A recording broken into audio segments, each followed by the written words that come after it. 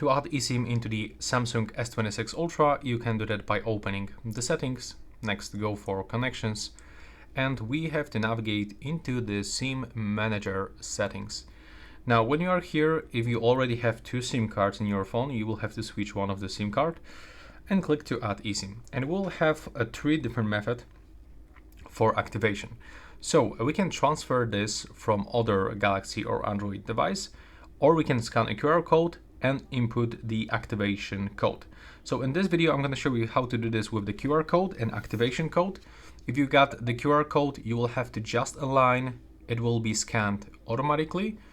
And if it will be correct, then you will be prompted on the next screen where you have to select to add an eSIM. But if you have the activation code, you can just click here and input that code by using keyboard. And the code looks like this in the most cases. So once you actually input it, you will have to click done, and that will be basically everything. After you set it up, you will have to also select the preferred eSIM for calls, messages and the mobile data, and your eSIM profile will be visible just over here.